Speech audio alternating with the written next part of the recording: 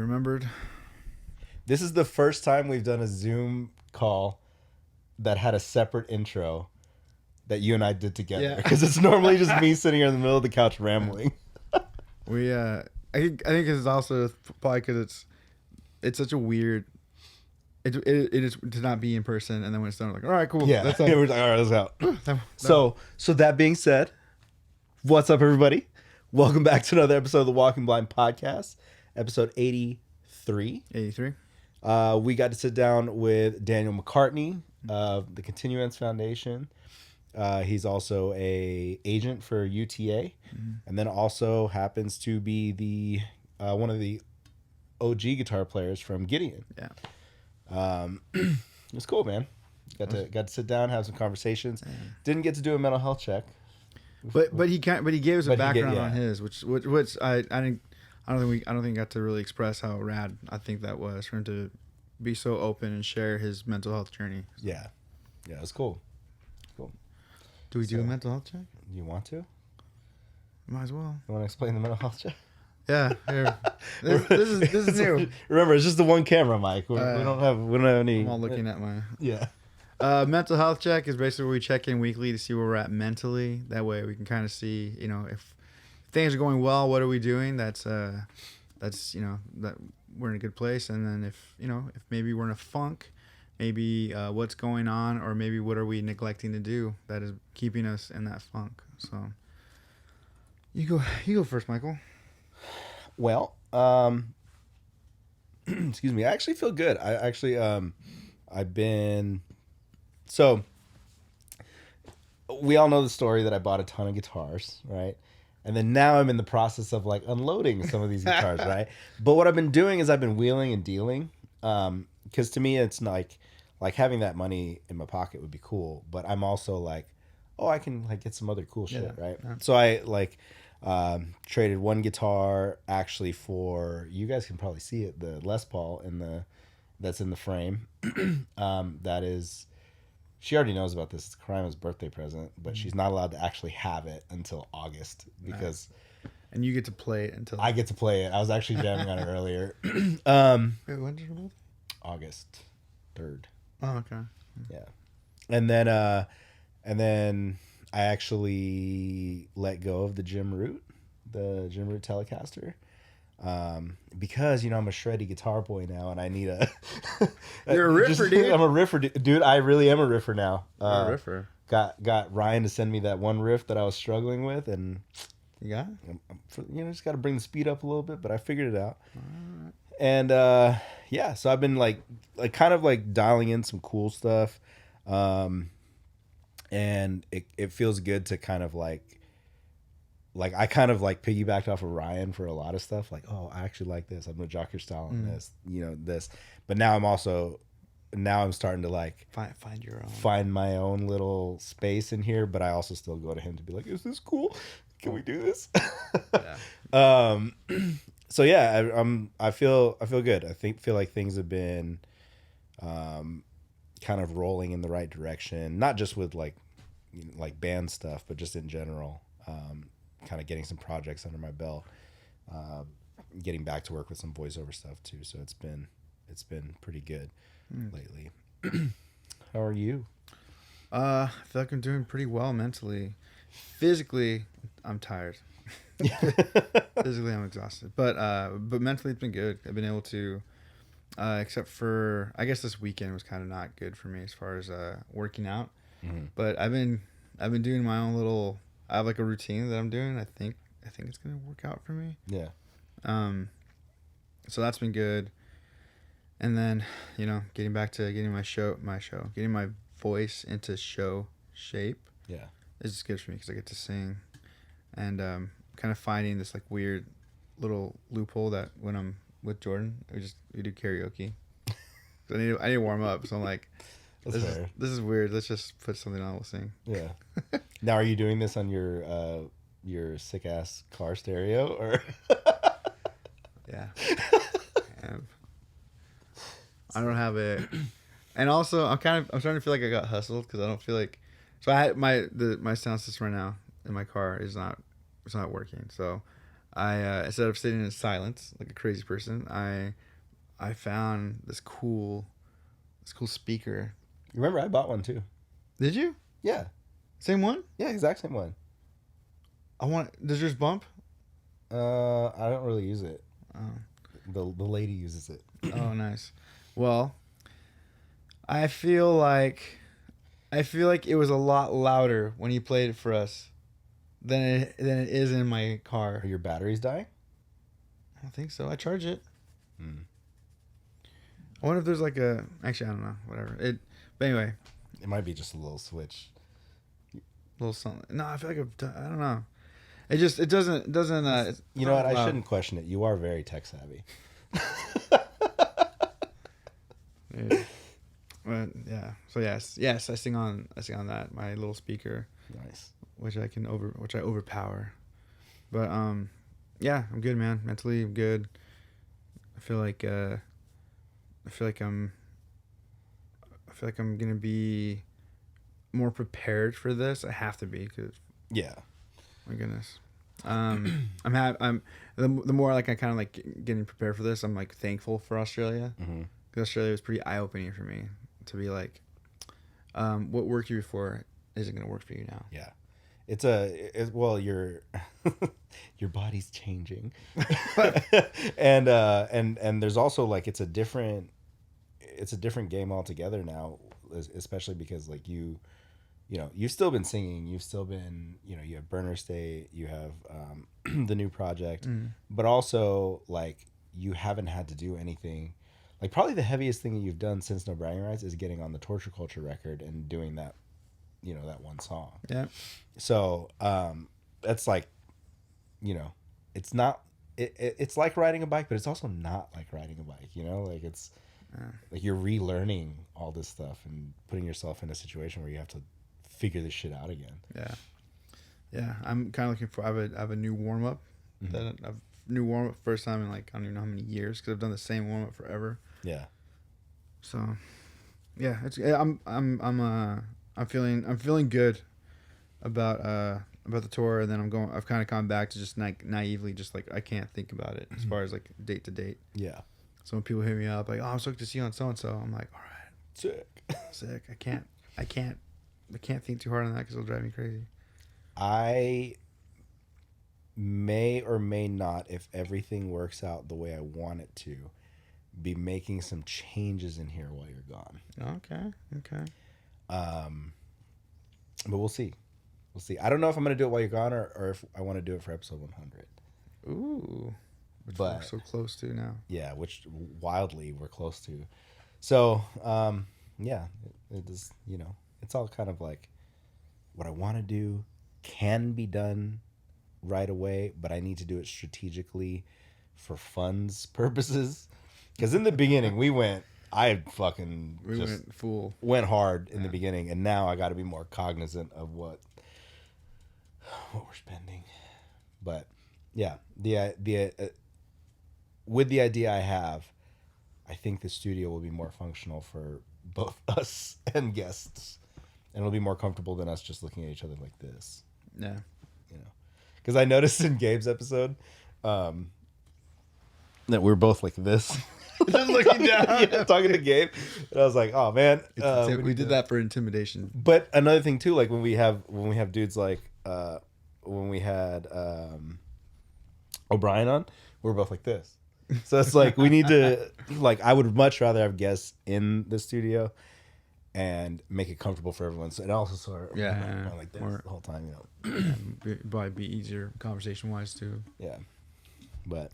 Yeah, we're learning. We're still. I still feel like we're getting a new podcast. And I think that hopefully people stick around and are fucking with us still. Wow. But that being said, our intro is going to be a little long winded. Yeah. Check out this week's episode. It is with Daniel McCartney. It's a rad conversation. Yeah. It's a lot of cool stuff. Yeah, a lot of cool information in there.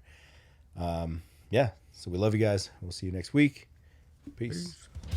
Walking Blind is hosted by overly emotional dudes who overthink and overanalyze everything.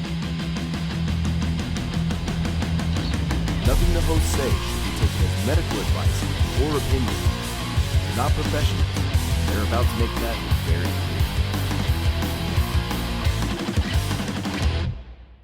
clear. Are you still riffing? Yeah. I see the guitar. It's for show, bro. Yeah. I'm not gonna lie to you. I mean, dude, the challenge I think is that when I moved here, I didn't bring everything with me because I moved here on like a 6-day notice. Like I got my job and I was like, all right, I'll be there. It was like a Wednesday. I was like, all right, I'll be there on Monday. Dang. And then I ended up, dude, I mean, you know how it is. Like, it's like me getting a 5150 out here from like Alabama. It's just like not happening, you know? It's just, so I mess around with that one, you know, I play every now and then, but the Gideon dudes still let me, like, I don't write for them at all, but I still get to like listen to the demos early and like, you know, give Jake ideas if he wants them or whatever. It's crazy. They've just like really evolved like into this like different being. Yeah. So, you know, it's quite different than when I was in the band, but it's really good. What was so when you were in the band? What was more of your role when you were in there? I was the business guy always, and then also I was like, I would say me and the drummer and Tyler, you know, Jake and Tyler are both still in the band. We wrote a lot of the stuff, and so yeah, I would say business and writing. And then so when I left, Tyler does a lot of the business stuff now. But they brought on that kid, Caleb DeRusha. I don't know if you know him, Mike, but he's played in a couple different bands. Insane writer though, and that just really like complimented it. And honestly, I think it's like they are unapologetically themselves now, whereas like I feel like we were kind of like, you know, like we were from the South, but like we didn't want to like be super like Southern I don't know band. country or redneck. Yeah. I don't know, but like now they're like we don't give a fuck, you know, like Yeah. we come from a town of like I don't know if you guys have heard of the podcast Shit Town. I don't know if you ever heard of that podcast. It was really, really big for a second. I listened to it. That's literally the town that like we rehearsed in. Oh shit. It's called Green Pond, Alabama. Crazy. So small town vibes, but dude, like they're all doing great, man. Like Jake's killing it, Tyler's killing it. They also all play in another band that I represent. This band called 0936. It's like a rock, kind of active rock band. They all play in that band too. Oh. And they're doing their thing. Is that okay? So I feel like I've seen Jake's videos, and sometimes I'm like, That doesn't sound like is that Gideon. Gideon? I don't think it's Gideon. But okay, so I guess that's probably that then.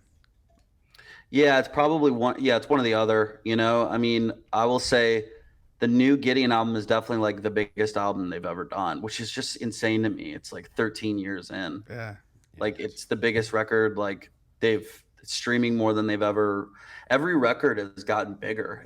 It's even if it's like they've never like even when I was in the band, we never had like this crazy moment. You know what I mean? Like it wasn't like you know Knocked Loose or Bad Omens or one of these bands that just like everyone's like this is the biggest thing ever. But it was always just kind of like this, like just you know, and they just did one of their first headline tours in a while, and it was the biggest. They're the biggest shows they've ever headlined, and I was just like, "This is so cool." It kind of reminds me of the way that, like, I mean, a little bit different, but the way that Hatebreed's like build was. Like Hatebreed obviously had that big, you know, they had their big moment on To the Threshold and stuff that like got all the big syncs and Sports Center and ESPN and stuff, and they were like that band, but like they still like. It's just, I think bands that are that heavy, like it's kind of hard for you to have this just like thing, Yeah. unless you're a band called Knocked Loose. Also. That band's bigger than it's just completely insane. Dude, I feel like I don't know where I've shared this. Maybe I shared this off camera, but one of my memories of you is it was during the tour we did, and we were coming through Alabama. I'm not sure it was, but I know that you were like basically your show. You're running door, and like it's like one of those things where like we're on tour, so like yeah, there's someone who kind of handles money, but everyone just kind of does their own thing. and it's one thing to see like, it was like I think you were running the show. It might have been, I don't know if you. If it was Yeah, your well, I show. think I was the promoter for it. Okay, Yeah. yeah. So it was just like, oh, there it is. There's the business. There's the business. I remember you being like super direct with like even like your homies that were coming through, like making sure like, okay, this is what, I don't know. It was cool making sure everyone was loading in when they needed to. And then at the end of the I night, think that was probably the Plea for Purging tour, right? I think so. Yeah. Yeah. And then I remember it might have been for, I think it was for Plea, where like you finally were able to kind of like let your hair down. And I saw you like you were moshing and stuff. I was like, okay. That sounds like something I would have done, dude. I probably booked it. I don't know if you remember where it was. I probably booked it at my church. I think it was. Or school or some shit. Dude, I was booking hardcore shows in our lunchroom, dude. That's like the doors would get fucking ripped off, and my dad was like the guy at the school, so he'd be like, "Yeah, give me $100. I gotta fix the door." I'm like, okay. Dude. Oh, maybe it was a school. Yeah, it was probably the school. It's like cafeteria. It was like I just remember it became like low ceiling. Yeah, that was the cafeteria, dude. How insane is that? literally it's insane. Dude, so that's awesome. How did you, I guess we'll take it like kind of back a little bit. What was that jumping off point for you that got you into, one, playing guitar, playing music, things like that, and then two, that drove you more towards the business side of things rather than just staying on the like, I'm just gonna sit here and play my guitar and call it a day type deal, Yeah, it's funny because anytime anyone asks me like how I got into being in a band, I always kind of wish the story was like not to rag on my own story, but like you always hear like these awesome stories about like, oh yeah, like growing up, like, my favorite band in the world was Nirvana or something. And like, I liked all that stuff, but like, dude, I picked up a guitar because of Under Oath. Yeah. Like that was the band for me. And I'll never forget. And what's funny is Aaron and I are very close now, which is just amazing and full circle. I love it. But I remember going to a show, and I was probably 14 at the time. And it was a tour going through Birmingham. It was Taking Back Sunday, Under Oath, Armor for Sleep. It was huge tour. At the time, Under Oath had a number one album. It was Define the Great Line was fucking huge. Or no, it would have been their only Chasing Safety. It was massive. And I remember going to that show and just be like, this is like what I want to do. Like, this is absolutely insane. Sold out arena, which is crazy. Like those bands were doing arenas so tight. Yeah. Yeah, man. And like, dude, like in high school, like, I mean, me and Jake, the drummer, we graduated from a high school of 21 people in our class. That's it. Wow. Super small town. And we just like dug in and like we're part of the hardcore scene. And, I was booking shows and everyone liked Jake because he's just such a good dude. And I feel like we built this kind of cool ecosystem. And then Gideon started to get big locally in Birmingham.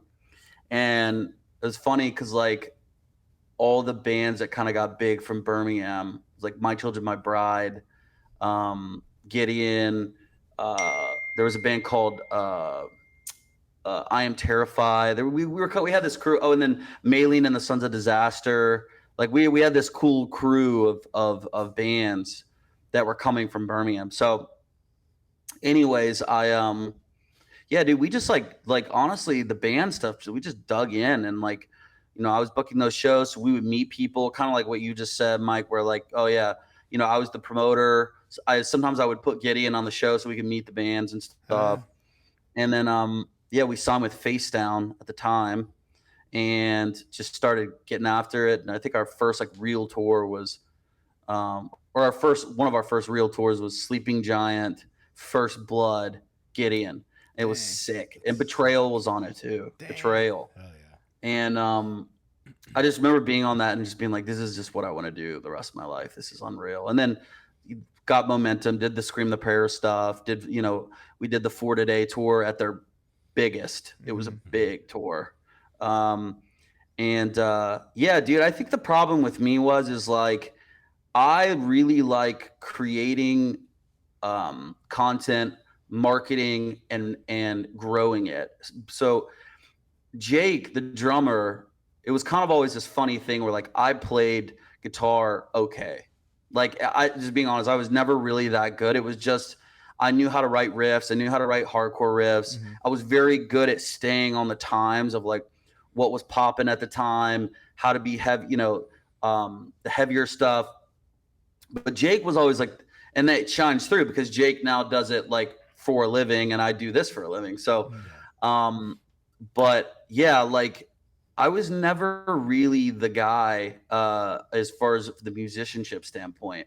But yeah, 2000 and I don't know, 13 probably, I started to book bands and like just grind it out like under my own email, like just I was just hustling. Actually, my first gig was working with this guy Wolf Bailey, who played in Gravemaker and Comeback Kid, and Figure Four. And he's like, I'll give you an email address. Like, let's just book these hardcore bands. And so I was just booking bands and touring in Gideon. And I think by the time 2013, 14 came around, I was like, all right, I want to do the business side. Like, I love this.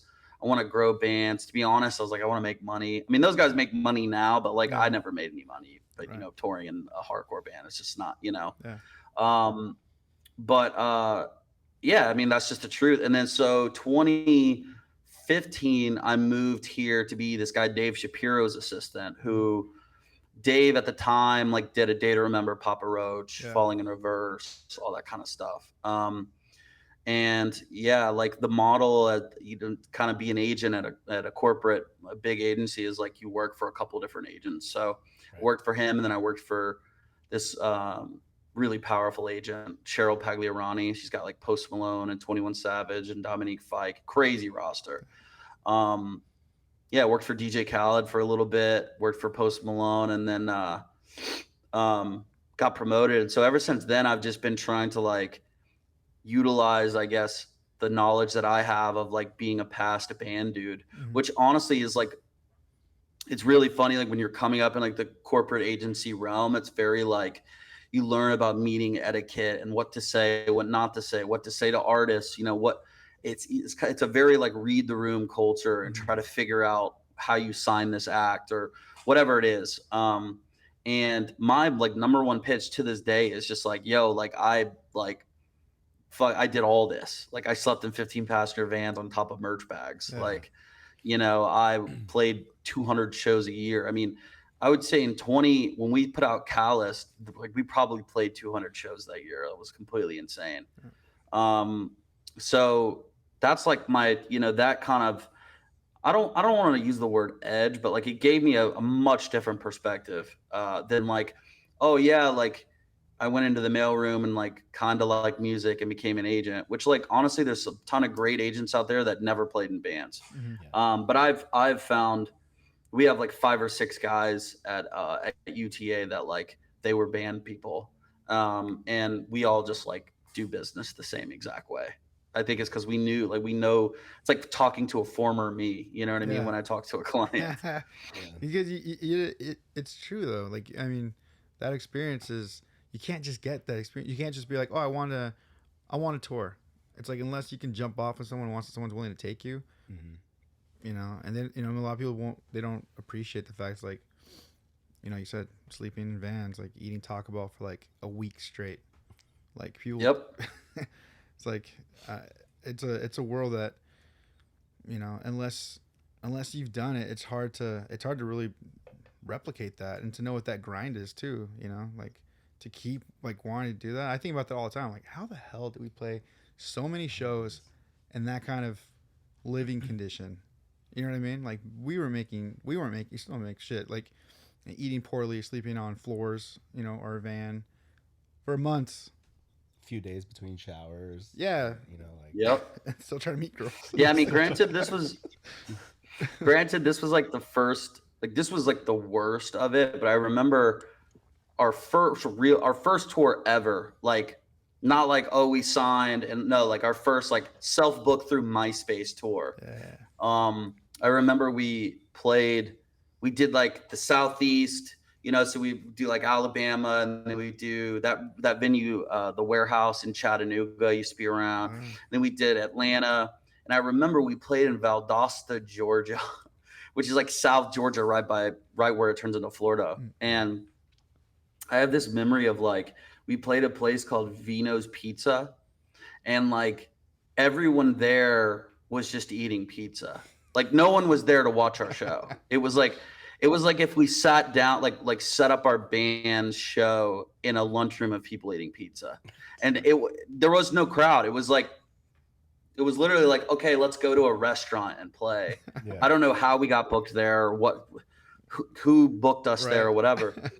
And it was like it was one of those, like, it was a door deal or whatever. So like naturally we made nothing because no one paid to see us. Right. It was like a door deal based on, if you bring people out, and we were just naive and young and just wanted to play and performed. And I remember like the bassist, Mike, I think you remember Timmy. Timmy at the time, he came up to me, he was like, hey dude, I just want to tell you, we're not going to make the show tomorrow if you don't go beg for tips, if we don't beg for tips. So literally I remember just like walking like after the show, just being like, hey, can we have $5? Can we have like to the people? Because it wasn't like we were just randomly walking up to people on the street. It was the people that had like, were forced to watch our show. We provided a service. I was like, hey, can we have $5?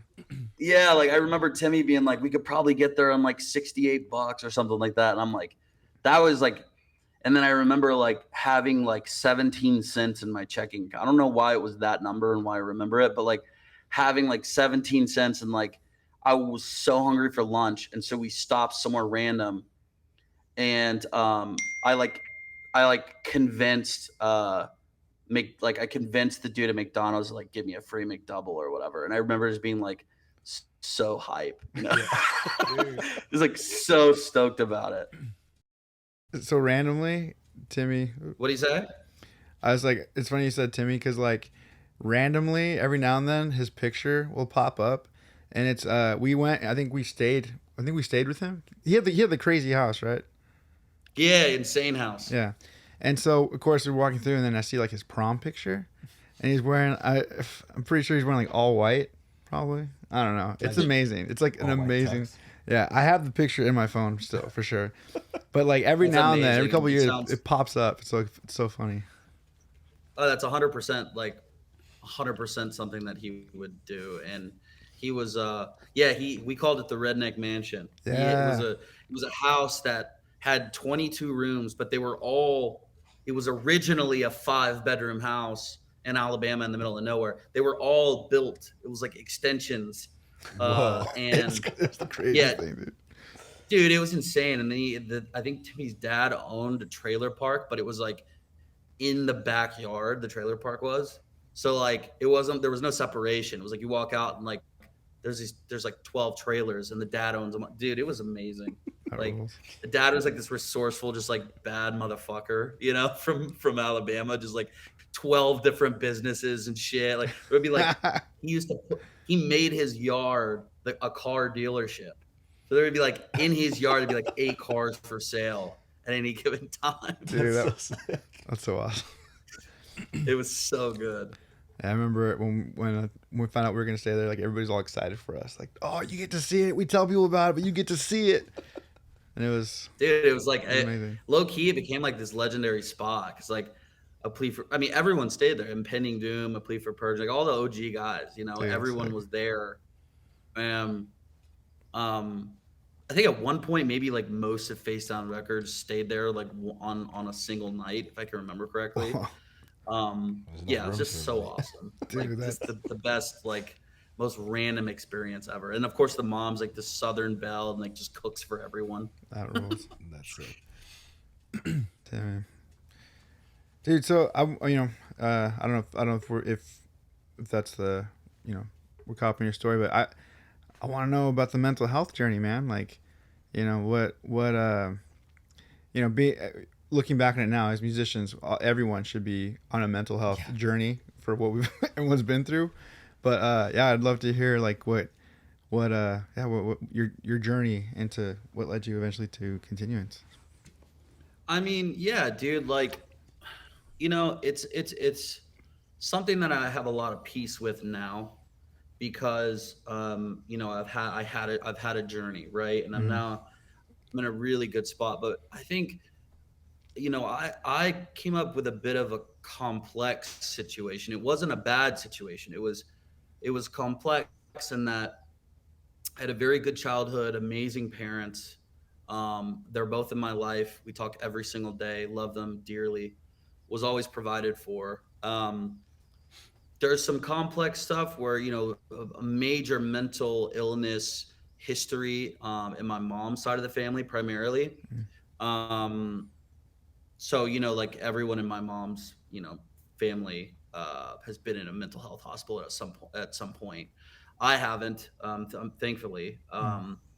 But everyone on that side of the family is diagnosed with a mental illness, right? So I think when I was like, I don't know, maybe 22 or 23, I started to really um, try to recognize that there was something going on in my head, right? That like wasn't normal, I guess. Mm-hmm.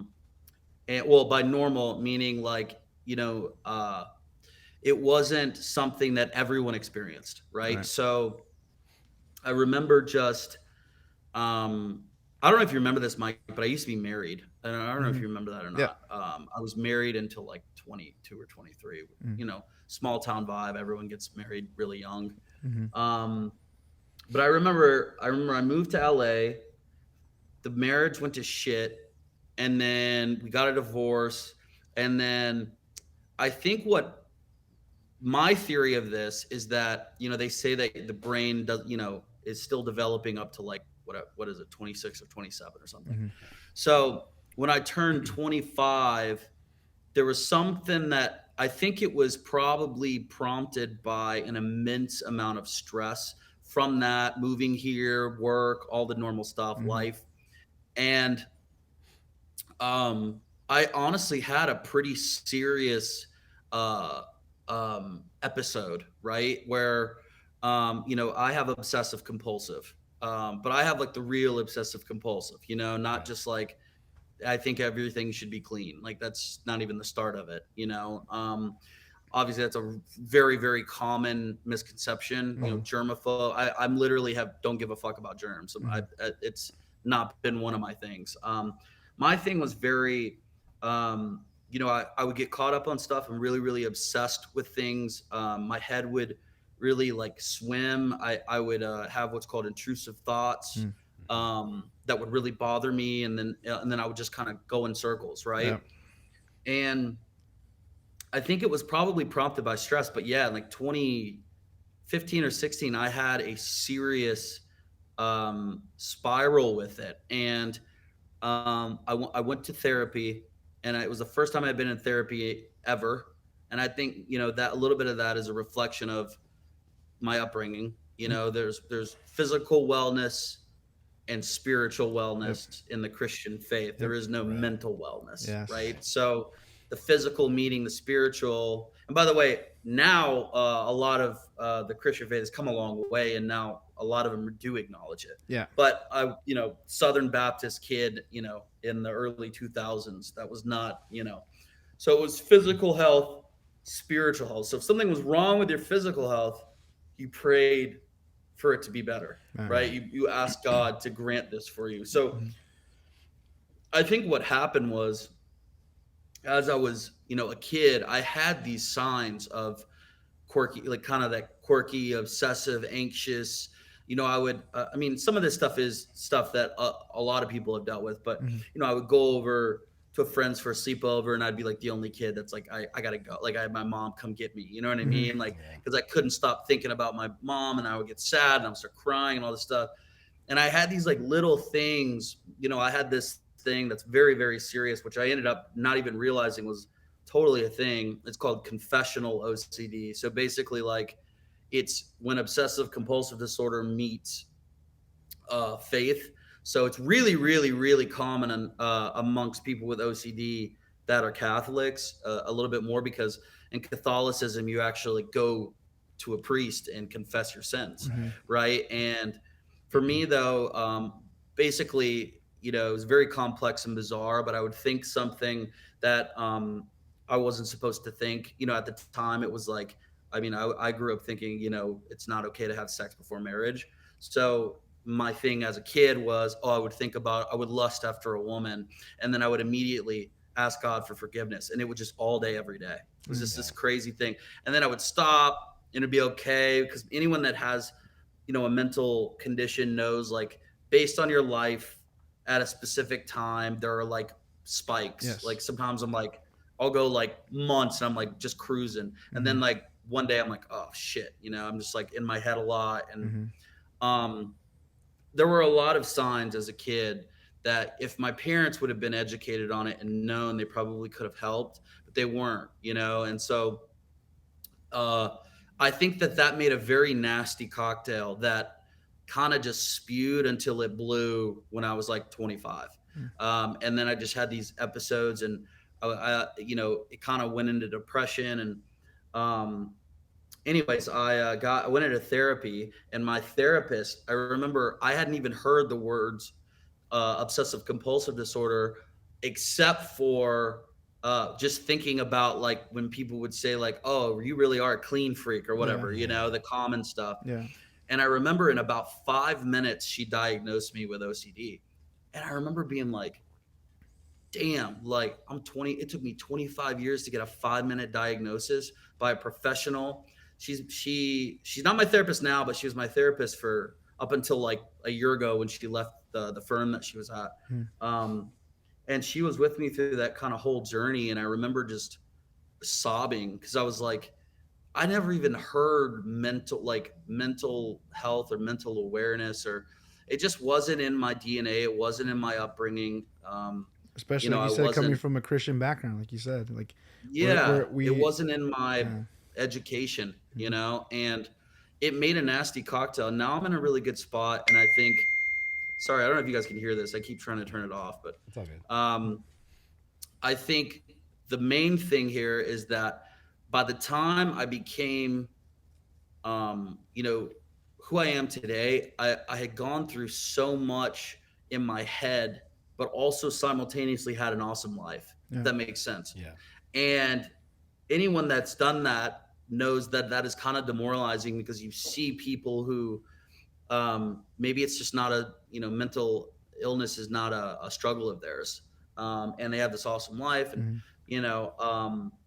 but I wouldn't trade it, because now I get to help people, and that's where my charity comes from. You know what I mean? I mean, like, when I made the charity, I literally just created something that like I wish that I would have had when I was in a band. Right. Like I literally just sat down and was like, what are some things that would have worked for me when I was like in my head and like really, really anxious and having an obsessive, episode or whatever it was. And and that's how it started. And it's just been like so rewarding. And I've been able to meet so many cool people. I mean, that's how I met Aaron from Under Oath. He came into our program. This is public information, but he came into our program a year and a half in. I saw him at a festival, and he was like, dude, you changed my life. And I remember I was like, there is no further peak for me. This is it. This is it. This is where I peak. Like, it was just so epic, because I'm like, dude, the only reason I ever picked a guitar up was because of their Only Chasing Safety. You know what I mean? So it's really cool, man. We're doing a lot of great work, and I get to do cool stuff like this and just talk about it. And it's been quite the journey, but I'm glad that I made it here. From the idea of like when you're like, I want to get back to it like, on the ground, you got what you have, your team. What was that? How long was that like process to get you from this idea to doing it? From what do you mean? From the idea of like when you the first thought of being like, I want to do a nonprofit, to being like, oh, right, you know what I mean? Yeah, dude, to be honest, here's what's funny is I launched it during the pandemic. It's like, it was almost like this weird thing where like, I had a couple of people be like, do you really want to start a charity at this time? And I'm like, yeah, like now people really, really, really need Yeah. it. Um, Honestly, man, I decided, and then I started to think about the model for it, and dude, honestly, it's been evolving even since I did that. You know what I mean? Like we've only been a charity for like 2.5 years, so it evolves every day. I'm being honest. Like our mission statement changes sometimes, and but it's I mean it's all the same journey and the same road of helping people with their mental health and giving them resources and a community and all that kind of stuff, advocacy. But yeah, I decided I was going to do it. I started raising money, and then I met Aaron. I met Aaron, and he needed help. I met Jeff from the Smashing Pumpkins, which was really cool for me to get to go to coffee with him and hang out. And he's a huge advocate. And that was kind of where it started. And at first the model was more like we were giving financial grants to people for people who didn't have health insurance or their health insurance didn't cover therapy. And that was really powerful, right? But at the same time, um, probably what's most like, at least from what I can gather with all the work we've done, the most powerful part is like this stuff. Like it just the podcasting, the conversations about mental health, the free content we do that's like, our TikToks that are like breath work and like, quick tips on anxiety. And like I've started to realize it's almost like mental health content is what's most powerful. And that's probably just because it's a result of like, the internet being absolutely gigantic. Yeah, so accessible. So accessible. And also like, dude, I mean, I remember like even a couple weeks ago, I was like scrolling through TikTok, just like in the vortex, just like probably been scrolling for an hour, after work, just in the vortex. And one of our TikToks came up, and it was like, of course it came up because I followed him, but like, yeah, there was like just like a little mental. It was like a clip about everyone having their own struggles and stuff, and I was like, wow, my brain so quickly went from like this extremely like kind of like pointless and toxic content to like fulfilling content with one swipe. Dude. And those moments where I'm like, I don't know if you ever see on TikTok where you'll be swiping and you'll get to one and it'll be like, stop what you're doing and listen to this for 15 seconds. And it's like a waterfall, right? And you listen to it and you're like, wow, the way that the brain reacts to this stuff is just so fascinating. And yeah, so I've kind of found that like a lot of that stuff is really becoming so impactful. Yeah. I think that also like establishing content in those little like 15-second, 30-second bursts for people who are so used to consuming things in such a fast way, even just scrolling is huge too, because it just like kind of breaks them out of that. Like you said, like it's just a second where it breaks you out of the nonsense that you're scrolling through. But it's also, dude, it's like, literally like snapping you out of it. Yeah, what dude, it is. it's a like, trance. Yeah, but it's awesome 100%. because it's also like our brains now are so ADD that we're so used to short form content for everything, and like short videos and short reels and things like that. That it's like, okay, well we can give you some sort of clarity in 15 seconds, and that's awesome too. That's sick. Yeah, I was talking to a record label A&R the other day, and they were talking about like this is pretty extreme, but it was like their prediction on music videos. And he's like, they're going to go away. It's like, we can't keep people's attention for 30 fucking seconds. He's like, people are not going to watch music videos. The only exception is going to be these concepts where, kind of like Lemonade or whatever, where like Beyonce Lemonade, where like the whole album is like a movie. Like that's a little bit different. Right, like but who can do that? What average artist can do that? You know what I mean?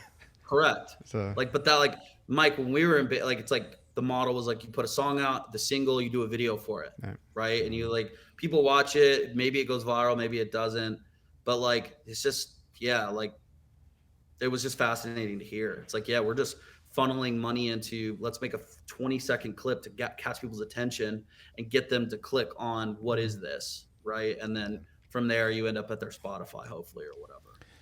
Dude, so I haven't really mentioned this live, like in in person. I guess this is my first time kind of saying this, but I don't know if you remember. I used to be kind of really wordy on stage. I used to kind of talk a bit, and then as the years went by, I talk a lot more. I talk about losing in front of suicide and all that stuff, and so one of the things that I kind of started to feel, and it was like it's just like a weird thing. One, I was like, does this feel weird because we've been gone for like 6 years, 7 years, whatever? And I realized like, man, like I have to really tighten up what I'm saying, because it's attention spans are quick. Yeah. So I really felt it when I was, we did a little Australia run, and I remember thinking like, I need to condense this more. I need to get this back to, like, it kind of sucks, but it's like I need to like make it more palatable, I guess, or so that the show, not a knock on people going to our shows, but like the attention spans for everyone, mine too. I love short content now. Like I've fallen into that. So I've had, one of my little things I've been doing is I've had to literally write out what I want to say, like for each song or whatever it is, and condense it as much as possible. Yeah, man, it's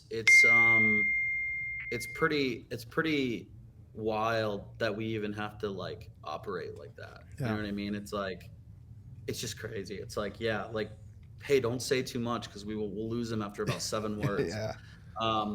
But you're right. Like, look, I mean, you could be saying incredible stuff, or you could be saying shit like boring.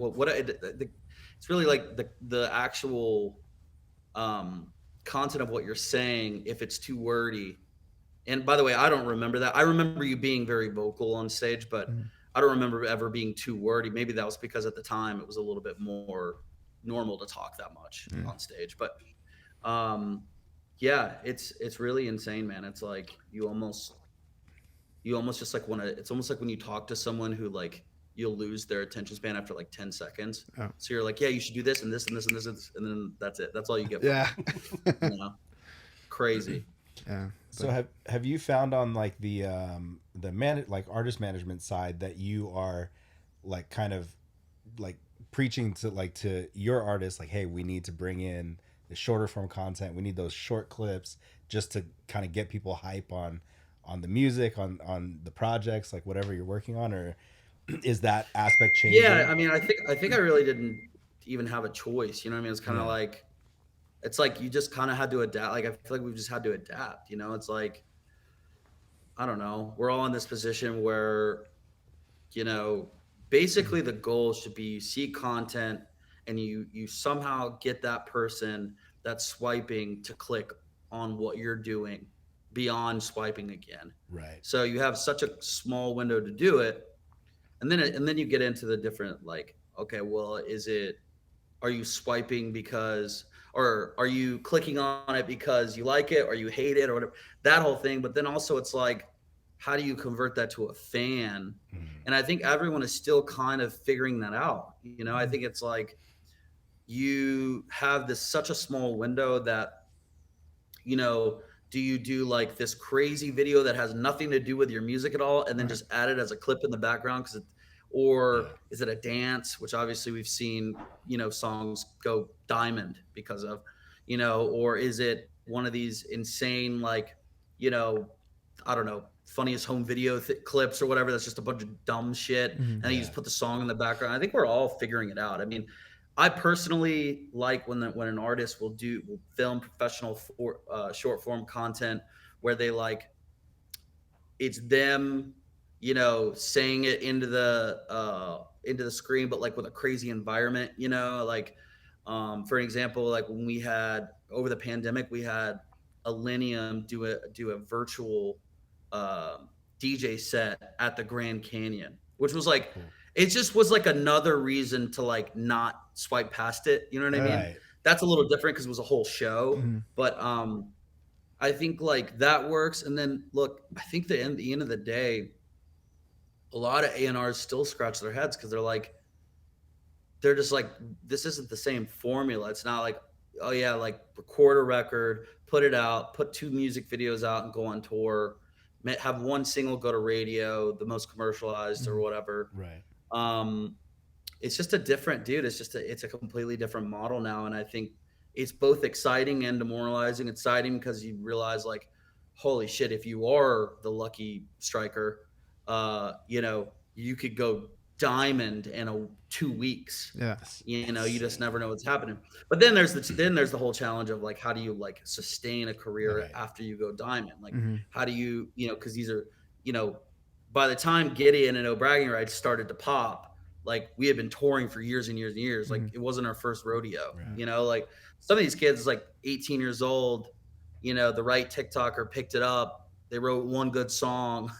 And now it's like, okay, cool. Now I'm like, my song just went #1. What do I do now? Yeah, now what? It's just like what's next? It's a completely different realm of artist development that I'm still learning every day, to be honest. And like when you put, like you said, like you can have the perfect plan and you're like, oh, this is gonna be such a good rollout, and then it just nothing happens. It doesn't catch. Doesn't take. And then it's like that one weird random form of content just takes off. It's like, what? We didn't even try for that. Exactly. It's like, yeah, you can put all this work into like conceptual artistic content, and then you're like, well, fuck, the one thing that's going to get picked up is this girl shaking her ass to my song. It's just like, it just like makes no sense, but listen, whatever, as long as like the intention is right and how to operate once that moment happens for you, I think that's the most important part, is the follow-up. Yeah. Yeah, it's definitely a different world, because we had a band on that talked to us about their management had like a TikTok schedule for them. Like, hey, we need these type of videos. We need you to put this out. And it was basically just like a laundry list of, here's what's trending. You guys have to do it.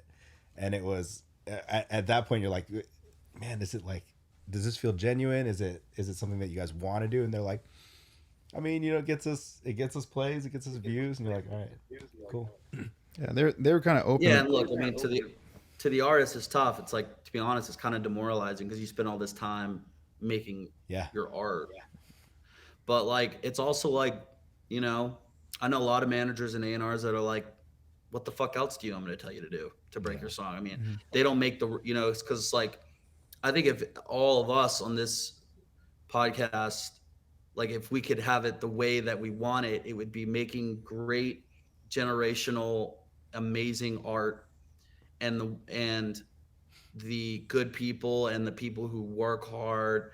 That's their music is what stands out. But unfortunately, there's artists out there working their ass off, and then artists out there that aren't. And sometimes like the pendulum swings in their favor. But like you said, I feel like that's the difference between someone who pops off quick and has like no base, as opposed to somebody who's maybe they never pop off, but they can have a career. Like, correct. I mean, to me, that is where the joke I make is like, that's where the boys become men, right? Is like the follow up. That's where it's like, oh, okay, like, can I, how do I follow this up? And we've seen people do it great. We've seen people completely fuck it up, not to mention like a specific name, but like, there was a rapper that had a huge moment maybe 4 or 5 years ago. It was like the biggest song in the world. And that guy couldn't sell out the Moroccan Lounge here. No, like, it's just, he probably couldn't draw 60 people. Wow. And because there's no follow-up, he doesn't have a team around him. You can't blame him. I mean, some of them definitely get, caught up in themselves, a little ignorant, and start, they blow their money and stuff. I mean, this stuff happens, I was watching an interview with Lil Xan yesterday, because it was a kind of a similar thing for him, where he's sober now. His content's really cool to watch. Yeah, he's super sober now, and like just talks about like, dude, I was like on top of the world. He had a single that was like massive. And he was actually doing a lot of the right things, touring and trying to put out a follow-up single. He never had another song that was as big, but he was trying. But his biggest thing was like, dude, I was like this kid that just got handed the world, and also Xanax and, perks and all this stuff. He's like, what the fuck else was I going to do? And he's like, I became an addict in like 3 months. So it's tough. It's created this like serious like separation of like, okay, cool. like first step is breaking a song. Second step is like following it up and sustaining a career beyond that one song. Yeah, it's definitely a different game altogether, I think now. Crazy. What a world we're living in. I wanna like talk shit on the on TikTok and all that stuff, but like, dude, I spent many hours on it Yeah, I because think it has it's the everything. unfortunate. It has everything there, Go man. ahead. I can go into my conspiracy spirals. I can watch videos on raccoons, whatever the fuck I want. It's all there. It's all there for me. Yeah, it's the unfortunate hand we've been dealt. But look, again, there are a lot of positive sides. A lot of people making awesome content. A lot of artists popped off on TikTok, and or was popping off, and TikTok sent it over, that are good people and now have careers. It's Right. just it's how you use the platform, and who's around you to kind of help guide you once it happens. It's kind of got to a like there was a time when I felt like there was the Tumblr bands. You remember that? Like, Mm-hmm. and then I feel like now there's like TikTok music, which I've had a couple times where like I thought I found something, and I was, put it on my video, and then I'll get like in the comments be like, cool TikTok song. I'm like, what? Yeah. Yeah, man. It's It's like a genre. yeah. Now it's like there's like playlists just after, like they're like TikTok songs, like literally.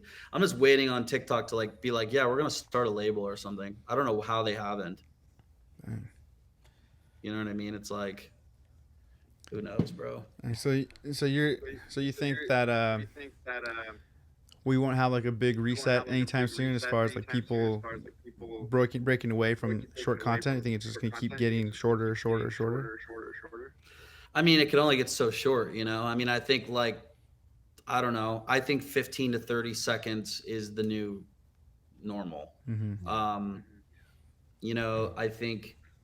I think it's one of those, like I said, you only have that small window to like grasp their attention. And me as a fan, like, I mean, I'm a big, like, let's just use this as an example. Like, I'm a huge LeBron James fan, right? Like, as big as it gets. I love him. Grew up like watching him. My family's from Cleveland. I've got all his apparel. I've got signs, memorabilia. But it's like, like, I don't know. It's like I'm not getting online every day and like Google searching videos to watch of him. Like, but like if he posted, an Instagram story, like I'm watching it, Yeah. like, but it's not like I just don't know. It's kind of an odd example because it's not a musician, but like I just don't know. Yeah, I don't know, man. I think it's really tough to keep people's attention, and for the ones that can, bravo. Like, that's crazy. I mean, obviously, like there are some bands that I can watch a little longer, honestly, Slipknot is one of them. Like if you watch that show, it's just those guys can keep my attention specifically. Like there's exceptions of people who are really cinematic, I think, and who create this, I forget what the DJ name is.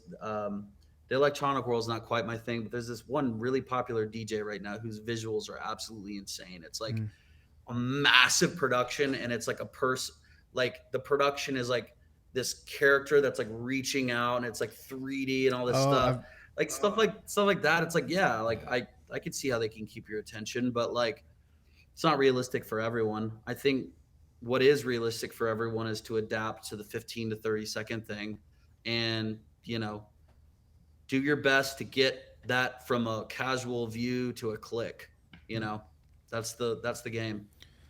talking about like a band that or an artist that can like keep your attention. We've talked about this. Like, say what you want about Falling in Reverse. Like, I look forward to watching their videos because they're always like kind of crazy. Insane. Yeah.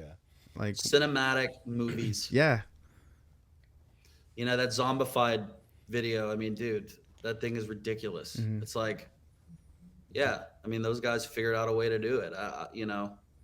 Um, even beyond like, obviously they had a bunch of controversy and stuff, but they figured out like a way to still in 2023 have these massive videos where everyone, I mean, it literally just like people just watch it over and over and over. It's pretty impressive. And I think that's probably what's going to happen. I think my prediction is like 15 to 30 seconds, that model takes over.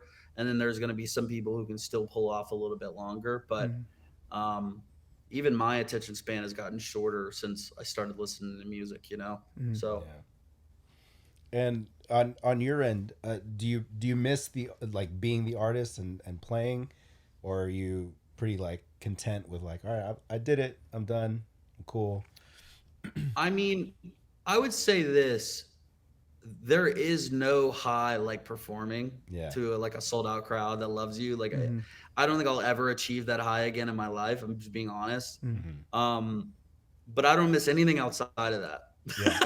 That's fair. You know, I don't miss getting off stage. And, totally get it. You know, I don't miss getting off stage and lugging my fucking 5150, you know, across the venue. Like, I don't miss that stuff. You know, what's funny is like a couple weeks ago, I did my first like DJ set, which really, I literally just did like, it was like an emo night thing, and they wanted emo music, and they also wanted like top 40s. Right. And so, dude, I'm being serious. It required no talent. It was just like playlist curation. Yeah. Hell yeah. And it was fucking sick. I was like, oh, wow. Like, I feel like I'm like scratching this itch a little bit again. So like, I could see myself doing some stuff like that. Like just like for fun, but like the me going out on the road thing and like grinding it out, it's just like never again. It's not gonna happen. Yeah. That's like when we weren't touring, people were like, do you miss it? I'm like, I miss that 30 to 40 minutes of on stage. Like that I miss. Like I love that. I would love to just do that. But that's not the reality of what there's still another 23 hours in that day of us, you know, hanging out, broke, bored. You know, it's all obviously it's Dude, cool. I'll tell you what though, Mike, you can relate to this, is when you have that one show in that city and the venue is sold out and everyone is singing every word. You don't even have to put the mic to your lips. It is just, there's just no feeling. Like, and I can't even, and by the way, I experienced that on a small level of 500 caps. Like I can't even imagine just you see these like electric arenas, like knowing every word to a Korn song. And it's like, yo, this is fucking tight, dude. And I never had that. Like I got it on a small level. I was watching this thing, and it's like this dad outside of a K-pop like arena, and he's like outside, and like you can just, it was just like loud outside the arena, like just hearing everyone singing. Like fuck, you know. Yeah, I mean, like those crowds, like the truly obsessive crowds. It's like you don't need the singer doesn't even have to like put his like mouth to the mic. It's like that shit is so tight to me. That was, I think, always what fascinated me the most, was like the breakdowns and stuff were cool, the moshing and stuff, the crowd surfing. Like I loved all that, but to me there was nothing like a crowd that was so obsessed with your band that they literally are screaming every word. Like that to me was the best, the most rewarding. Especially when you think about like, I wrote these lyrics in my fucking underwear in my mom's basement, and no one here knows I make like 16 grand a year, you know? Dude, it's like, I remember listening or watching I think it was the Kill Switch DVD where they played like live at the Palladium, and just hearing everybody just singing remember that along, DVD. and it was just like, fuck yeah, that's so sick. Like that's just seeing this massive venue, just you don't have to do anything. You don't even hear guitars because everybody's singing. Yeah, man, I remember that DVD actually. And also the like I said, like one of the reasons why I picked up a guitar was like I remember watching their Only Chasing Safeties, like Under Oath's their Only Chasing Safety DVD. It was the same. It's just like, wow. I mean, these guys are just being worshipped. It's like no wonder that, you know, they get off stage and have this come down too, which I've talked about a lot. It's very serious. You know, post-tour depression, post-show depression, especially, you know, for people who were, you know, I was really fortunate in that, like, I dodged the cocaine drug pretty seriously. Like, I think a lot of that was just, like, because we were a Christian band most of the time. Obviously, they're not now. But when I was in the band. A lot of it was up until maybe 2014-ish.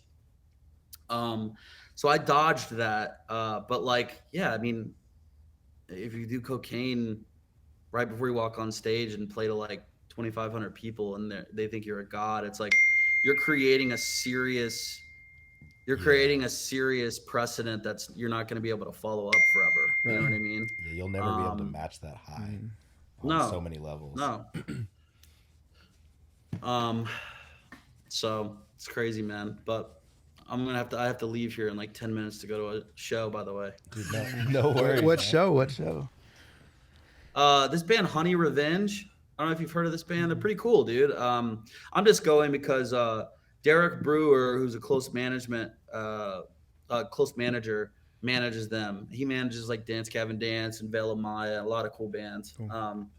But he asked me to come support. So I'm gonna go see that. It's funny, man. Like my life, I'm just still going to shows. All the time, dude. That rules. That didn't change. Yeah, that's sick. Well, we'll get you out of here. What's on deck for Continuance? Would you guys have anything lined up? Like any big steps? Yeah, look, I think like the biggest thing for us is just I really, really like the mental health content angle a lot. I'm trying to have us focus a lot on that stuff. I'm doing as many podcasts as humanly possible. We're creating all the TikTok reels. We're doing all that stuff. Yeah. Advocacy is at an all-time high with us. Like that's where I've noticed the number one return on impact has been like people messaging us like, hey, I saw this. Oh, I saw you, I saw you interview Jeff from Smashing Pumpkins. Like that stuff has been so amazing. And so I think we're focused on that. I developed a corporate webinar that's really cool that I used a partner named Dr. Eris Humer. She's a psychiatrist.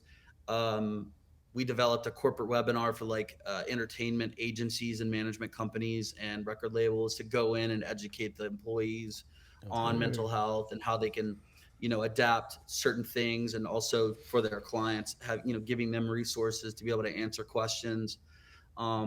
So yeah, man, I mean, at the end of the day, it's all things music, all things mental health, and just trying to merge those two things the best we can. There's always, I drive myself crazy because there's never a shortage of ideas. But I think the biggest thing is just like trying to identify what is most impactful and running with that, and so far, dude, honestly, like this shit is like doing a podcast and then like posting the reel and then it goes viral somehow. And like, it's just really fascinating, man. I think it goes back to the short attention span. It goes back to how people are consuming content. And I love what you guys are doing. Thank you for having me on, by the way. I think it's great that, anyone having content that is centered around like the main subject being mental health is really cool, because it creates like this dynamic where like, oh yeah, we're going to do an hour podcast. It's like, oh, we're going to talk about this, no questions asked. Like